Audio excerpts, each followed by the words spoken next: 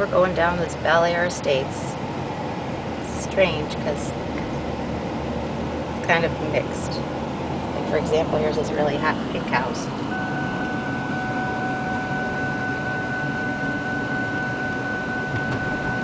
You know, you'll have nice houses and bad houses. So far, I'm not really impressed in this area. It's supposed to be Bel Air Star Estates or whatever, and yet I thought North Branch was just a little cuter and cozier. This street, I'm not sure if there's deed restrictions or not, but when I went in it said no ATVs and no motorized vehicles, so they come across snobby, but I don't know why. I mean, it's not like everybody's property looks pristine. Now strangely, the next section where this house is located is actually what I would call the nicer section. The houses are nicer. Everything seems more manicured at this end. So it's weird, when you come in, those are the junkier houses, and as you get farther into the street, you get nicer. We're almost there. No, maybe not. We're only at 12:55. I've got to get to 1920. Okay, but just the same, I'll go a little bit faster. I think the numbers go up like twice as much because of the big parcels. I think that's at 15 and I have to go to 19. I think it's close, if I remember. 16. I guess you'll just have to fast forward. It is quite a ways down though, so it'll take a few minutes to get up the street. Okay, let's see. Some kind of crossing. What is it, a dock or something?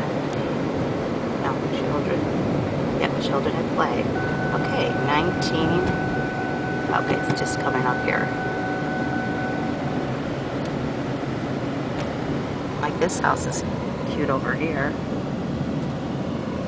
Okay, so this is, we're getting there. It's coming up on my right. As you can see, all the signs out there. So there's the house at a distance. We'll take the scan here. House across the street. It's nice, both of them.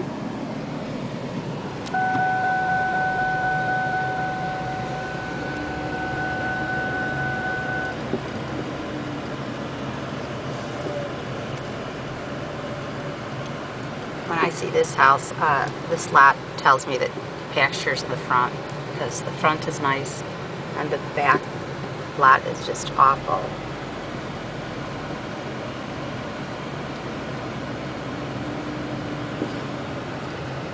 Okay, so for whatever reason, there's double sheds. I'm going to be getting out. We'll get some better footage.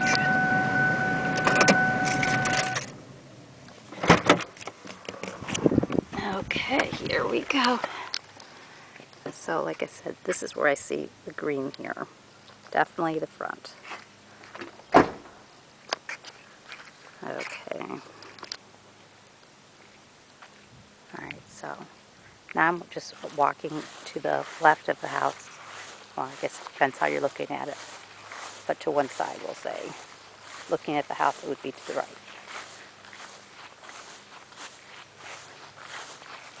And unfortunately, this is, I know you said it had a deed restriction, but this is just a lot bigger than I was expecting, for sure.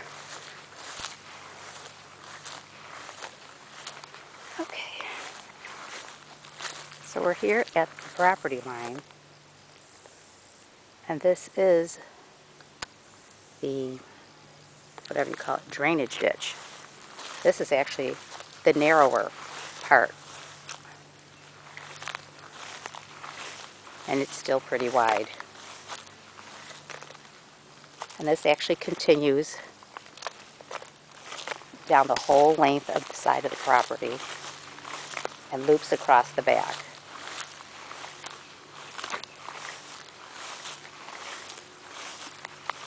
I mean, it's pretty wide, pretty dirty. I just walked through a spider net there. Okay, anyway. Gotta get all this stuff out of my hair. Okay, so anyway, if you follow these cattails, and see they go back pretty far because we're going all the way back to the lot line, I'm thinking. But this ditch is not typical. It's very wide and it's very long.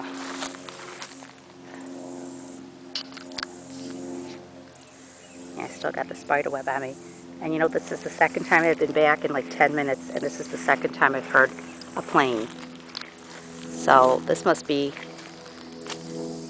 might be maybe because it's near that hidden whatever river, but I keep hearing these like littler planes. But you can see this is where the ditch is. The ditch is there, you just can't see it because it's overgrown with these cattails. And then if you look in the distance, it's pretty dense. Alright, so I'm going to flip around from the ditch. And this is the fencing that's in front of me. They have it wrapped around the small part of the property they must have been using because everything after it is pretty much the ditch. It's not a very big, oops, sorry. Almost, again with the spider. And now I'm like really close to the ditch. I don't like spiders. Okay. Anyway, let me pull my bearings together here. Again, sorry about that. Okay. So here's our cattails. And just to kind of give you a reference, I'm spanning. There's maybe 5-6 feet across here. Then this fencing starts. I'm outside of the fencing, and you can see, I don't think this lot is much bigger than the fenced off area is not much bigger than Eastbrook.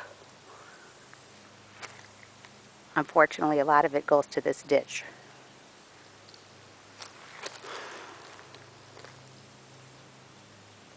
And you can see that other house in the distance over there. There's actually only one entrance, so it's like I want to walk over there, but I don't because there's no opening to the gate.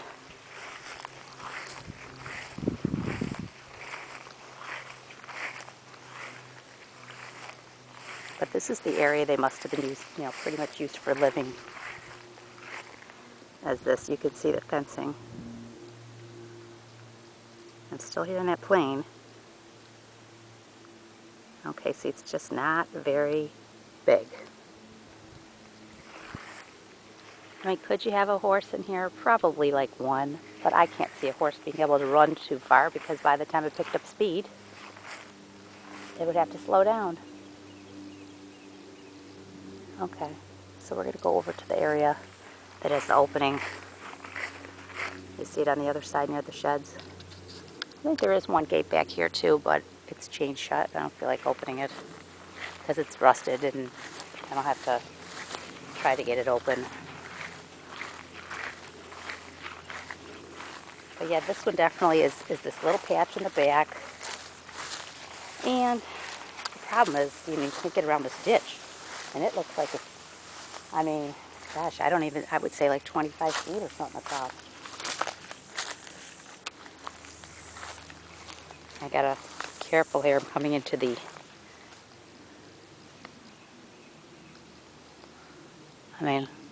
there's that spider, if you can see it, that I was just scared by. It's scary looking.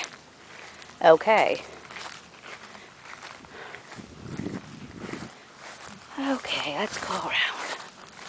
Okay, so this is on the outside of the fence, so this would be the side of the property, which I guess, again, this is part of what I would call the front, which is where you would use the pasture. Fortunately, there's the ditch, so that would have to be somehow fenced off.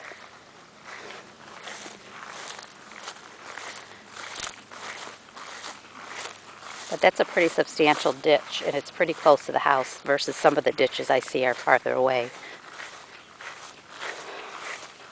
I mean, even in Saddle Creek, it was at the farthest point. This is not very far from the back of the property line. Like I said, it's like 5 feet after you get outside the fence. Okay, we're in the gate. So, inside you're doing all right. Looks like they